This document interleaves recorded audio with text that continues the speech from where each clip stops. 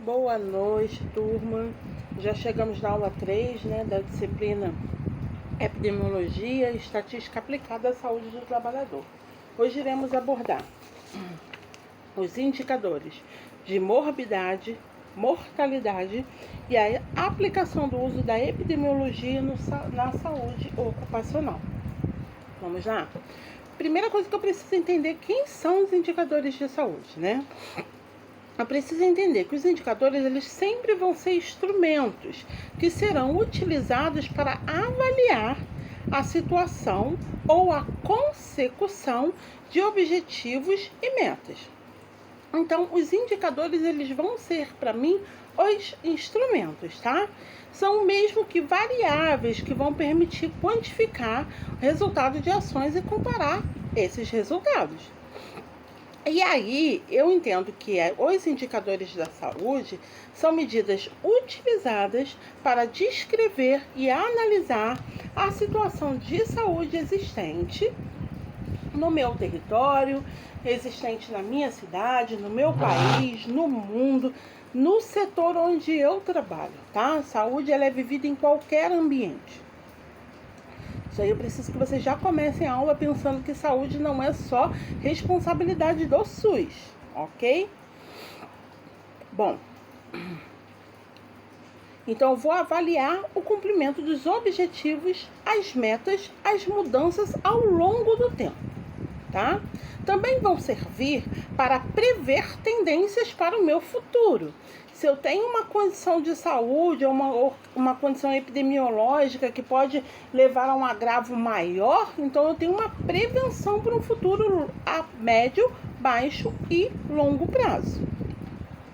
Podem ser operacionais ou podem ser epidemiológicas, ok? Então, como que acontece a construção de um indicador?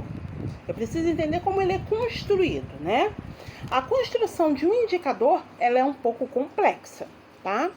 É a simples contagem direta de casos de determinada doença. Proporções, taxas e índices mais satisfatórios como esperança de vida ao nascer. Quando eu vejo a condição materno-infantil, então eu vejo a expectativa de vida ao nascer. Quando eu vejo a situação da Covid, eu observo a Covid como uma situação de saúde pública, estadual, federal, municipal, mundial, ok? Mas também de preocupação para o setor ocupacional.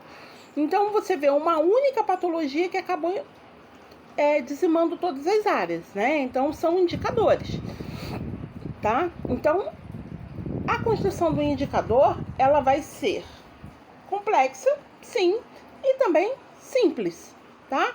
Porque é uma contagem direta de casos de determinada doença, patologia, surto, endemia, de determinada situação que aconteceu naquela localidade.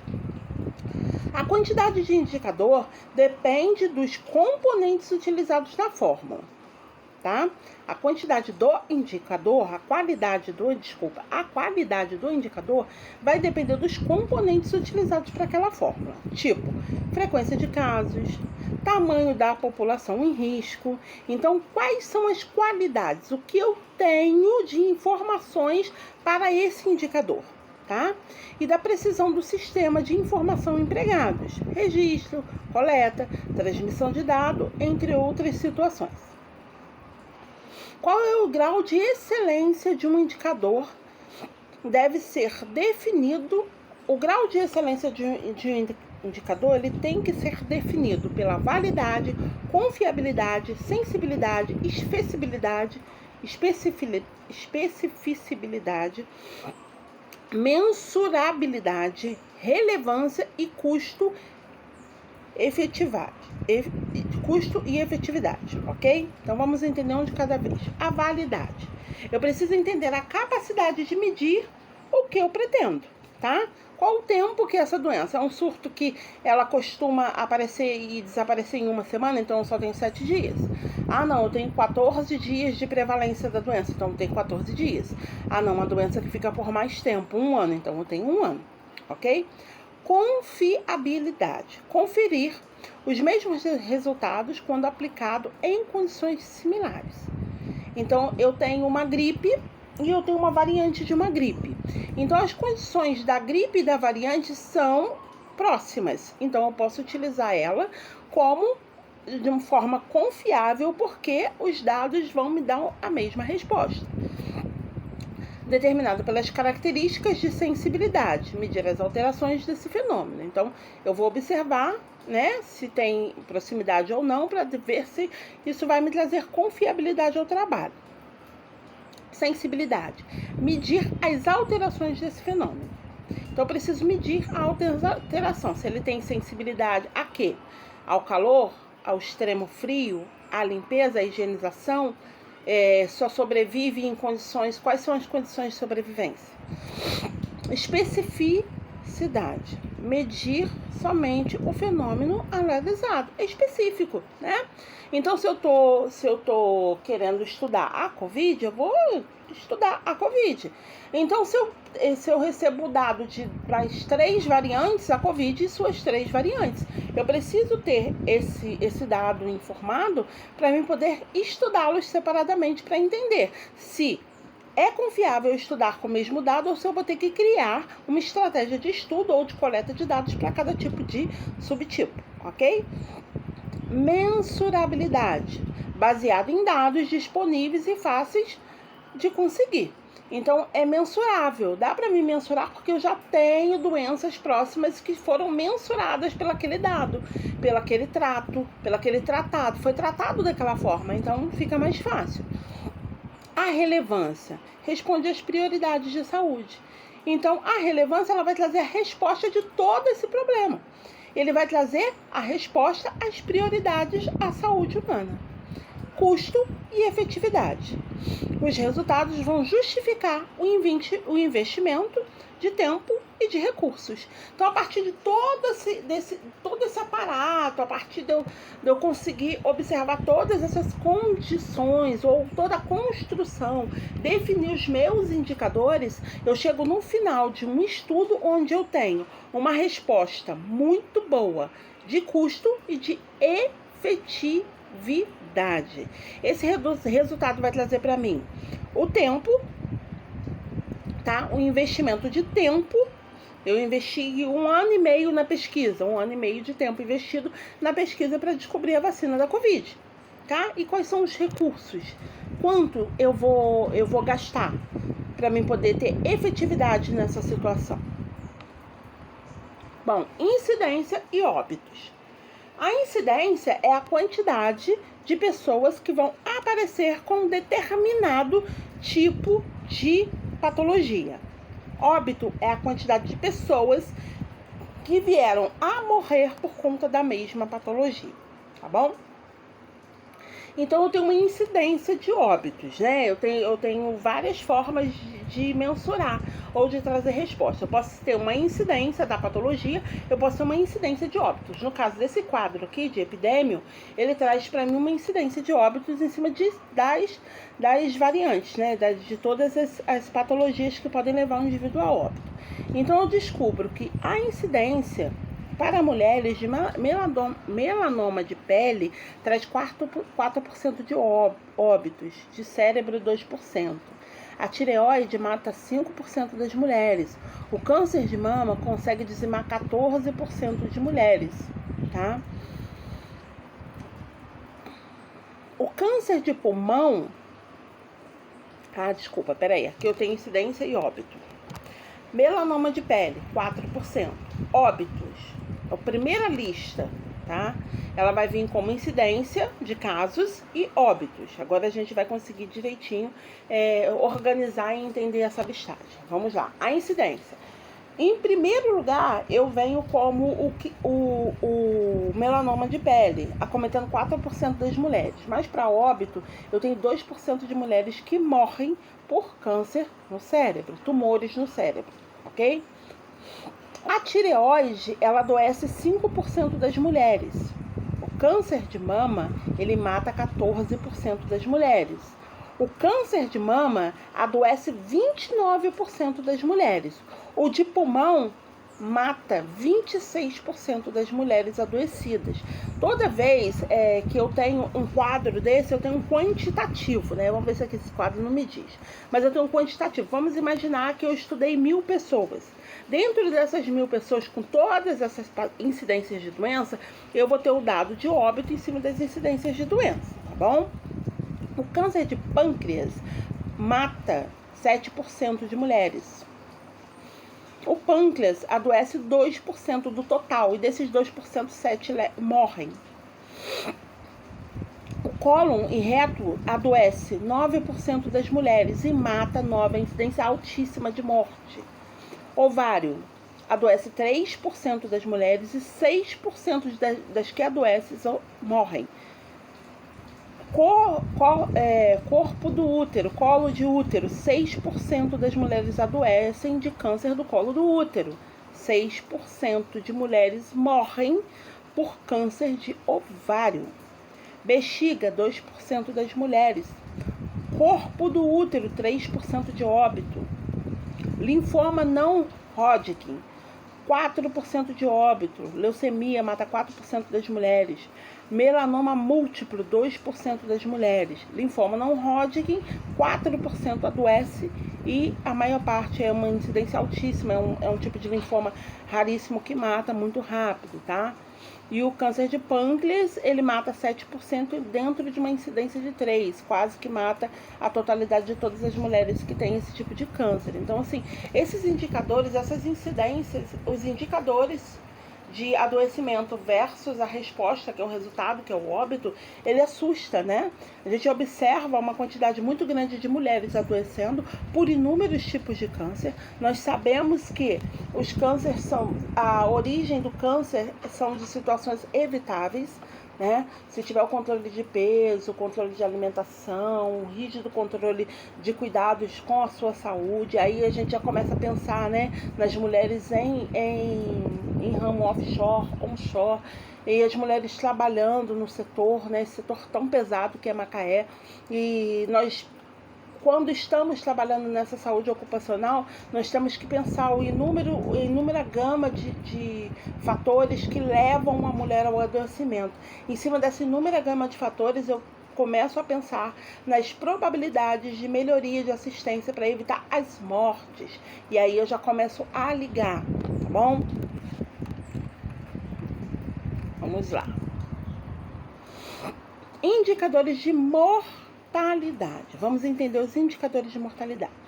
Indicador de mortalidade, galera, vai indicar a incidência da prevalência da doença, tá? Indicadores de morbidade. O de mortalidade vai indicar a morte através da taxa da mortalidade geral, como eu mostrei lá em cima para vocês, né? E aí eu tenho taxa de mortalidade infantil, taxa de mortalidade por grupo de causa de doença, acabei de mostrar uma taxa de mortalidade por grupo de cânceres, né? Mas existem inúmeros grupos de doenças, tá? Como doenças cardiovasculares, respiratórias, o próprio câncer, razão de mortalidade materna de mulheres. Os indicadores vão estar relacionados à nutrição, crescimento, desenvolvimento, que vão indicar a proporção dos nascidos vivos com baixo peso, a proporção de adultos com obesidade, e aí vem as doenças não evitáveis que eu já conversei com vocês, né? Indicadores demográficos, o que eles vão me dizer? Vão trazer a distribuição da população segundo o sexo, masculino e feminino, e a sua idade. Tá? Os indicadores socioeconômicos, eles vão me dar que dados? Eles vão indicar o exemplo, a escolaridade, renda, moradia, emprego, são as condições, né, que nós observamos como as condições de saúde, as condições para cima, indicadores de saúde do Brasil, né? Indicadores relacionados à saúde ambiental. Aí eu vou ter como exemplo a qualidade do solo, a qualidade da água, a qualidade do ar. Tudo isso vai estar ligado a algumas patologias ou não, de acordo com a qualidade ou a falta de qualidade do ambiente. Indicadores relacionados aos serviços de saúde, isso é muito importante, né? Vou indicar, por exemplo, o número de profissionais de saúde. Eu tenho, por 1000 habitantes, o número de atendimentos em especialidades básicas para 1000 habitantes. Então, quantos profissionais de saúde que tem para essa assistência? E aí eu começo a fechar, né, redondinho, tudo isso que a gente já conversou.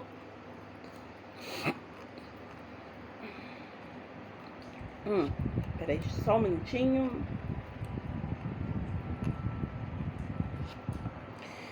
Eu observo as ações, e aí eu tô falando ainda em saúde pública, eu não estou falando para a saúde do trabalhador, tá? Então, quando eu observo mulheres, eu tenho que fazer uma ação de incentivo ao aleitamento materno, porque eu sei que o aleitamento materno ele vai trazer impactos positivos para a saúde da mãe e do bebê, né? Então, qual é o impacto esperado? A redução da desnutrição e de doenças infecciosas e a redução de internações hospitalares no primeiro ano de vida. Então, só benefício, né? O impacto esperado é benefício. Eu reduzo a desnutrição, as doenças infecciosas, eu reduzo a internação hospitalar no primeiro ano de vida da criança. Quais são os indicadores? Vai ser o percentual de crianças menores que 4 meses, com atendimento materno exclusivo, com aleitamento materno exclusivo. Esse é o indicador. Se eu quero resultado positivo, essa criança não pode ter outro tipo de alimentação, né? Percentual de internações hospitalares de crianças menores de 1 ano tem que estar reduzido, tá? Existe cálculo para mim entender isso? Claro que sim. Eu tenho que saber o número de crianças menores de 4 meses em aleitamento materno exclusivo. Vamos imaginar que eu tenho um número X, eu multiplico por 100, tá? Depois a população menor de 4 meses, eu vou dividir pelo total da população menor de 4 meses. Quando eu quero saber o cálculo para a redução das internações hospitalares, eu vejo o número de internações por criança menores que 1 ano de idade, faço a mesma multiplicação por 100, depois eu divido pelo número total de crianças até 1 ano de idade. E aí eu vou ter um indicador. A vacinação, a PNI, é outra forma, né? É outra forma. E aí eu vejo o impacto esperado com a vacinação para crianças. Eu vou ter redução da morbimortalidade por doenças preveníveis por imunização, tá? O que é esperado, né? Quais são os indicadores? O que eu espero? A cobertura vacinal de rotina de crianças menores de 1 ano de idade e a taxa de incidência de sarampo, casos confirmados, tá? Como que eu faço o cálculo? Número de crianças menores de 1 ano vacinadas e o total de doses preconizadas. Multiplico por 100 e divido pela população de crianças, total da população de crianças até 1 ano de idade. Para mim saber a incidência, eu pego o número confirmado de sarampo no município, multiplico por 100 e divido pela população residente. Mortalidade proporcional por causas. A mortalidade proporcional, como o próprio nome vai me dizer e vai indicar, é o tipo de proporção, né, que vai apresentar o numerador, os óbitos por região, por causa, sexo, idade, ou o denominador, total de óbitos, cuja a fração se deve conhecer. Mortalidade proporcional por causa pode ser definida como número de óbitos por determinadas causas naquele período. Multiplico por 100 e o total de óbitos no período, tá bom? Divido pelo total de óbitos. E aí eu tenho um cálculo aqui, né? Por exemplo, lá em 2010 no Brasil morreram 1.136.947 pessoas.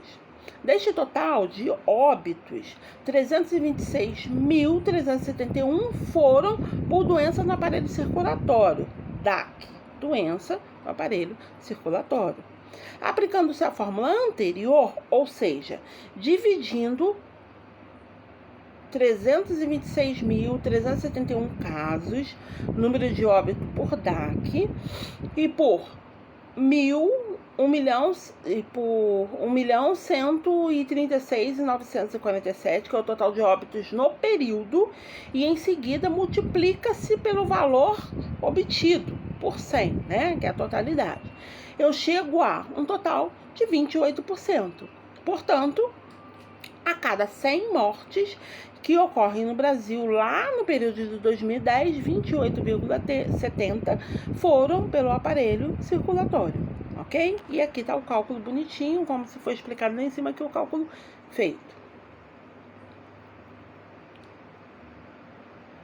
Bom, vamos lá. Clique na palavrinha destaque para saber o seu significado. Claro que não vai interagir com vocês, infelizmente, mas eu vou dar outro significado para vocês. Eu preciso saber que esse gráfico 1, que vai vir aí em seguida, ele vai representar a evolução da mortalidade proporcional por causas segundo o clássico estatístico internacional o classificado estatístico internacional de doenças, problemas relacionados com a saúde, que é o CID. CID é a classificação internacional de doenças. Toda doença ela vai ter um númerozinho, um CID, tá? No Brasil, as doenças cardiovasculares são a principal causa de óbito e são responsáveis, gente, por quase 1/3 do total de mortes. Em segundo lugar, encontra-se as neoplasias e em terceiro, as outras causas externas, tá?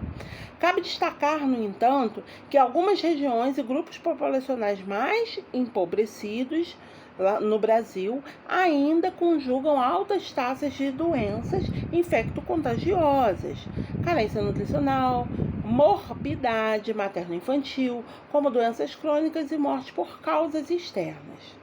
Tá? E aí observa o gráfico. Eu tenho aí, ó, doença do aparelho circulatório, tá? No Brasil, que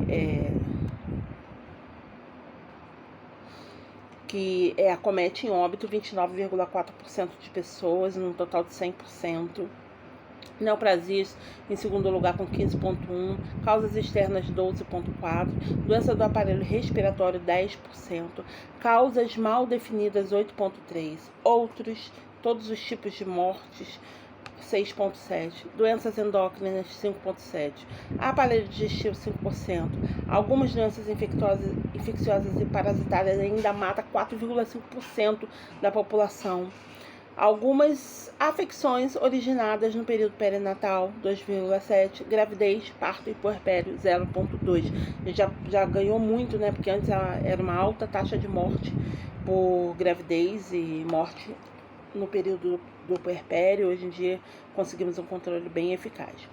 Agora, o número de nascidos vivos, quando eu quero saber a taxa bruta ou geral da natalidade, vai ser calculado da seguinte forma: eu pego o número de nascidos vivos naquele período, multiplico por 1000 e divido pela população, pela metade da população daquele período, tá? E aí eu vou ter um indicador.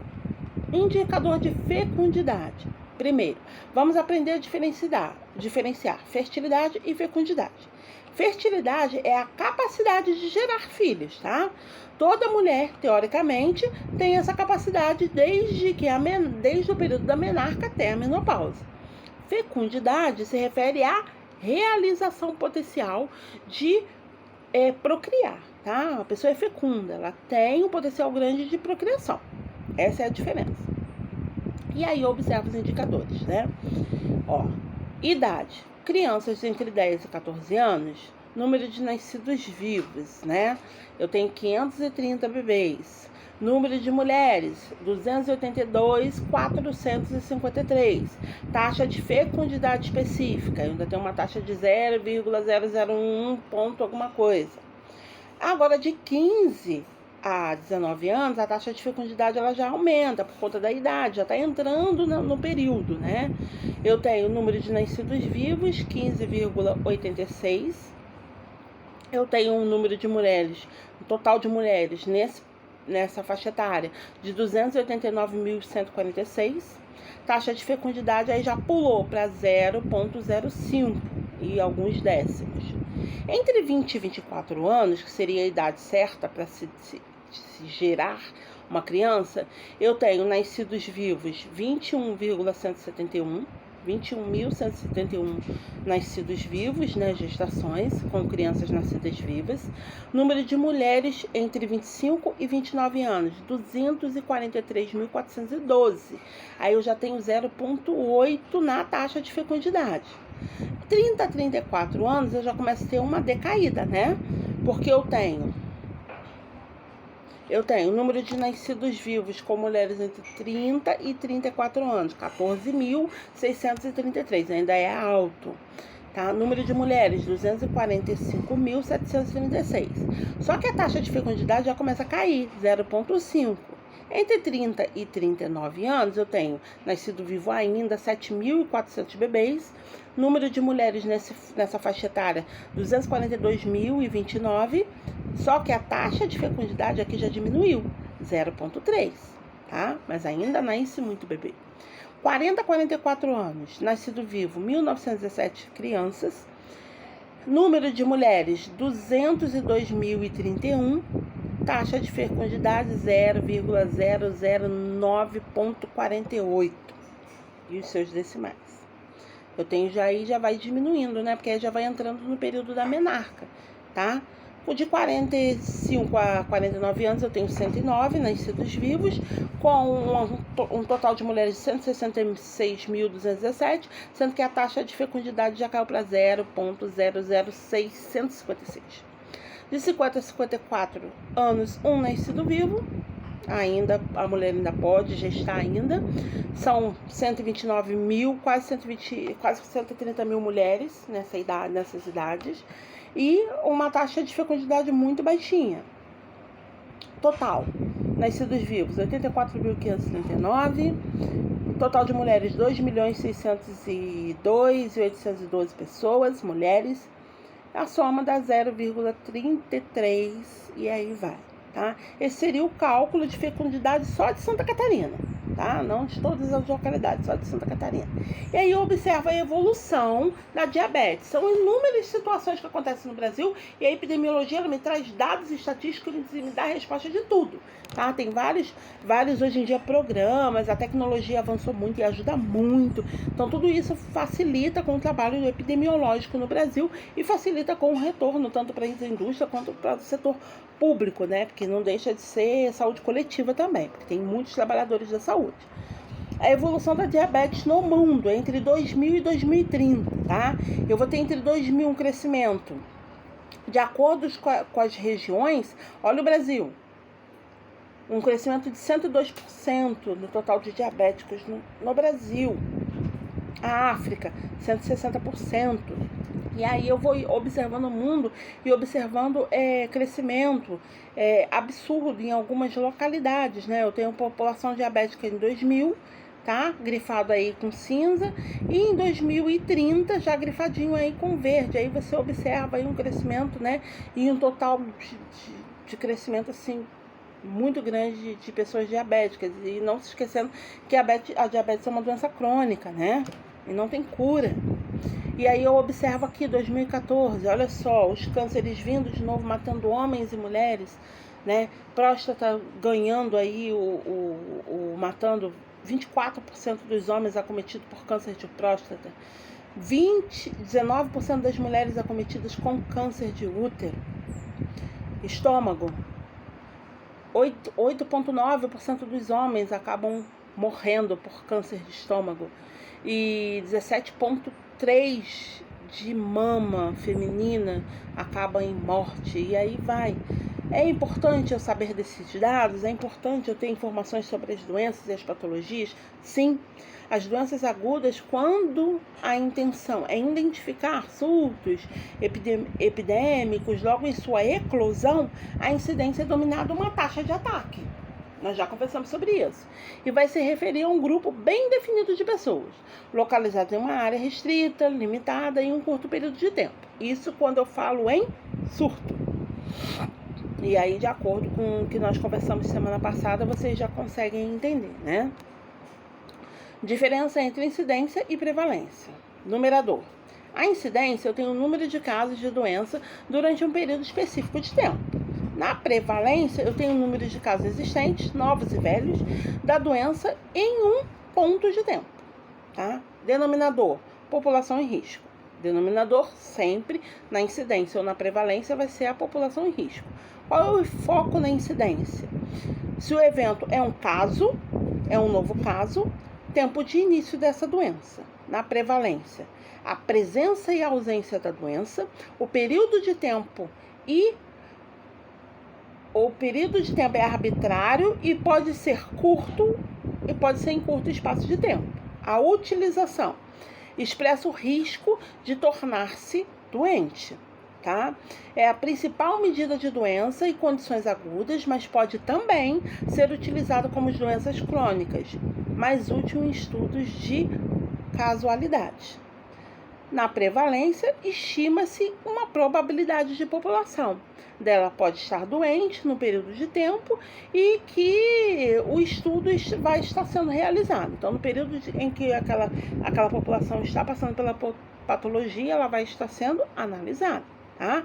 É mais útil em estudos que visam determinar a carga de doenças crônicas em uma população e suas implicações em seus serviços de saúde.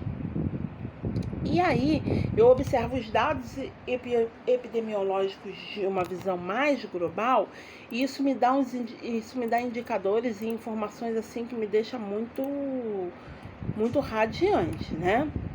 Por quê? Deixa eu só achar aqui a imagem um pouquinho maior para eu poder conseguir falar com vocês.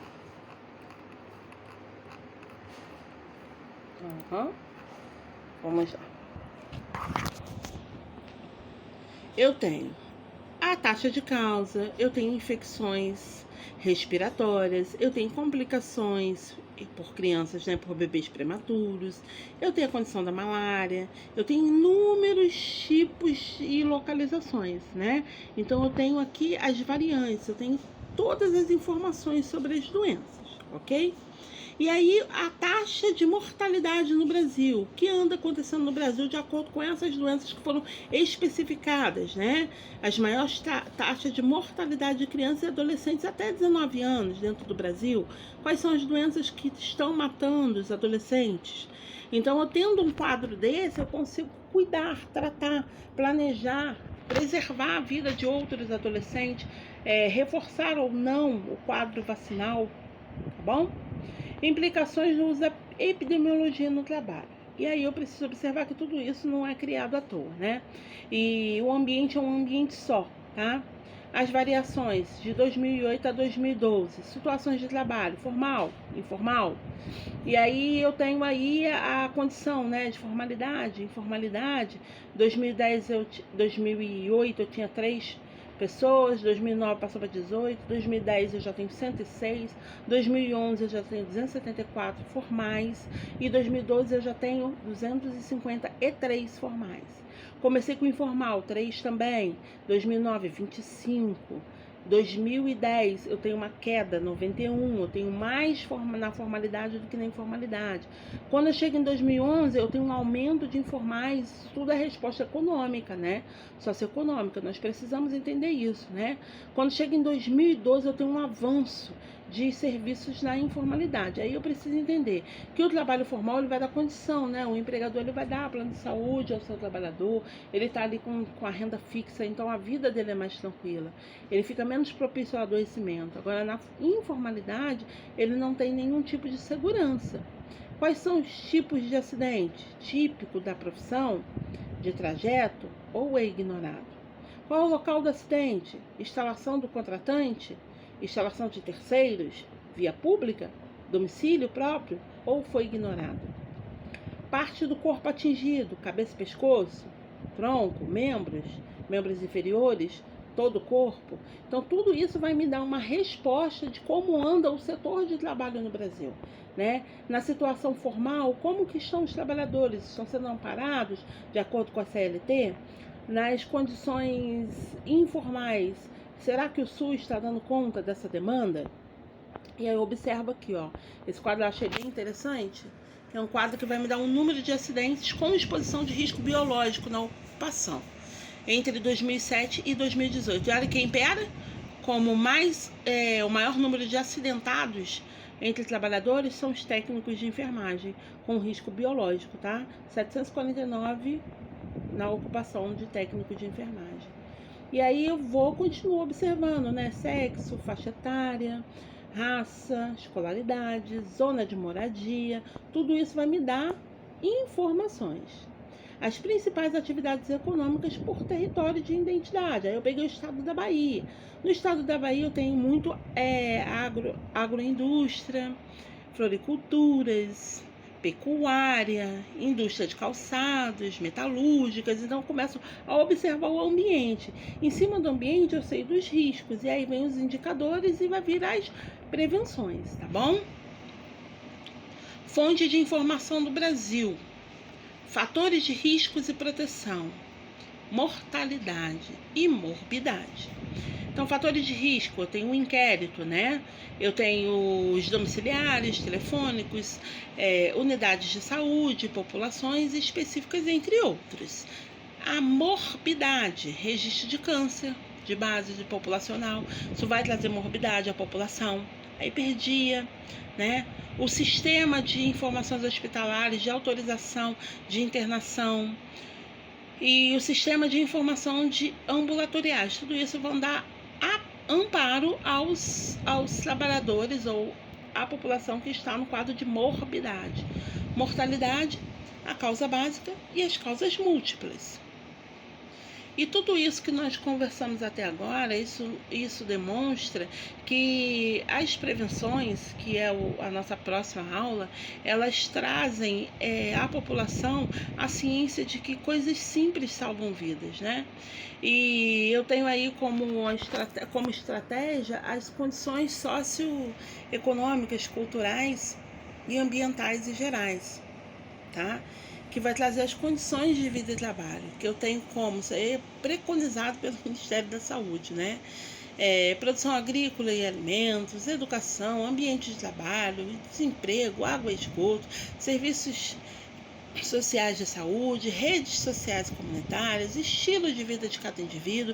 Então, deveria levar tudo isso muito em consideração para evitar o adoecimento da população. E na próxima aula nós vamos discutir muito sobre o uso da tecnologia na epidemiologia